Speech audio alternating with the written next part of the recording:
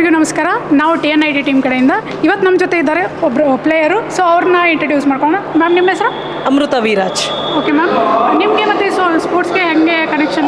ನಾನು ಸ್ಕೂಲಲ್ಲಿದ್ದಾಗಿಂದನೂ ನಾನು sports person. ಓದೋದಕ್ಕಿಂತ ಜಾಸ್ತಿ ಸ್ಪೋರ್ಟ್ಸಲ್ಲೇ ಇದ್ದೆ. ನಮ್ಮ ಸ್ಕೂಲಲ್ಲೂ ಅಷ್ಟೇ ಸ್ಪೋರ್ಟ್ಸ್ ಅಂತ ಬಂದರೆ ಅಮೃತ ಅಂತ ಇದು ಮಾಡ್ತಾಯಿದ್ರು. ಇಲ್ಲೇ ಆ್ಯಕ್ಚುಲಿ ನಾನು ಆಡಬೇಕು ಅಂತ ತುಂಬ ಆಸೆ ಇತ್ತು. ರೂಪಾ ಮತ್ತು ಕಿರಣ್ ಇಬ್ಬರು ಫ್ರೆಂಡ್ಸ್ ಆಗಿರೋದ್ರಿಂದ ಅವರಿಗೆ ಆರ್ಗನೈಸಿಂಗ್ ಟೀಮಲ್ಲಿ ಸಪೋರ್ಟ್ ಮಾಡೋಣ ಅಂತ ಹೇಳ್ಬಿಟ್ಟು ಇಲ್ಲ, ನಾನು ಆಟ ಆಡ್ತಾ ಇಲ್ಲ, ಆರ್ಗನೈಸಿಂಗ್ ಟೀಮಲ್ಲಿದ್ದೀನಿ. ಆರ್ಗನೈಸರ್ಸ್ಗೆ ಸಪೋರ್ಟ್ ಮಾಡಿಕೊಂಡು ಅವ್ರ ಜೊತೆಲಿದ್ದೀನಿ. ಟೀಮ್ ಎಲ್ಲ ಹೆಂಗಿದೆ ಮ್ಯಾಮ್ ನಿಮ್ಮದು? ಟೀಮ್ ಎಲ್ಲ ತುಂಬ ಚೆನ್ನಾಗಿದೆ, ಸಕ್ಕದಾಗಿ ಆಡ್ತಿದ್ದಾರೆ. ಆಮೇಲೆ ನಮ್ಮ ಆರ್ಟಿಸ್ಟ್ಗಳಿಗೆ ಏನು ಅಂತಂದರೆ ಅವರು ಆ್ಯಕ್ಟಿಂಗ್ ಎಷ್ಟು ಪರ್ಫೆಕ್ಟಾಗಿ ಮಾಡ್ತಾರೋ ಹಾಗೆ ಅವರು ಸ್ಪೋರ್ಟ್ಸ್ ಅಂತ ಬಂದರೆ ಅಷ್ಟೇ ಸ್ಪೋರ್ಟ್ಸ್ಮ್ಯಾನ್ಶಿಪ್ಪಲ್ಲಿ ಆಡ್ತಾರೆ.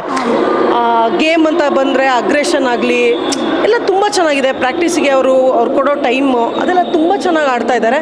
ನೋಡಿದ್ರೆ ಖುಷಿಯಾಗುತ್ತೆ, ಒಳ್ಳೆ ಯಾರೋ ಪ್ಲೇಯರ್ಸ್ ಆಡ್ತಿದ್ದಾರೆ ಅನ್ನೋ ಥರ ಫೀಲ್ ಆಗುತ್ತೆ ನಮಗೆ. ಇವಾಗ ಮ್ಯಾಮ್ ಒಬ್ಬರು ಬಾಯ್ಸ್ ಟೀಮ್ ಮಾಡಿದ್ರೆ ಅಲ್ಲೇನೋ ಡಿಫಿಕಲ್ಟಿ ಇರಲ್ಲ, ಅವ್ರ ಜೊತೆ ತುಂಬ ಕಮ್ಯುನಿಕೇಷನ್ ಆಗಿ ಒಂದು ಟೀಮ್ ಬಿಲ್ಡ್ ಆಗುತ್ತೆ. ಸೊ ಹೆಂಗೆ ಇದು ಡಿಫಿಕಲ್ಟಿ ಇದೆ ಒಂದು ಹುಡುಗಿರ ಟೀಮ್ ಮಾಡೋದು, ಆಮೇಲೆ ಅದನ್ನು ಆರ್ಗನೈಸ್ ಮಾಡೋದು ಅಥವಾ ಮ್ಯಾನೇಜ್ ಮಾಡೋದು ಹೆಂಗಿದೆ ಮ್ಯಾಮ್?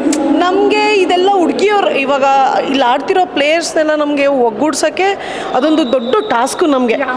ಪ್ರತಿಯೊಬ್ಬ ಪ್ಲೇಯರ್ಸ್ಗೂ ಕಾಲ್ ಮಾಡಬೇಕು, ಅವ್ರು ಕೇಳಬೇಕು, ಅವ್ರ ಡೇಟ್ಸ್ ಕೇಳಬೇಕು, ಅವ್ರ ಡೇಟ್ಗೆ ನಾವು ಟೂರ್ನಮೆಂಟ್ ಪ್ಲ್ಯಾನ್ ಮಾಡಬೇಕು, ಆ ಥರ ಇತ್ತು. ಆಮೇಲೆ ಒಬ್ಬೊಬ್ಬರು ಬರ್ತಾರೆ, ಒಬ್ಬರು ಬರಲ್ಲ, ಆಮೇಲೆ ಅವ್ರದ್ದು ಏನೇನೋ ಇಶ್ಯೂಸು, ಅವ್ರದ್ದು ಏನೋ ಇರುತ್ತೆ.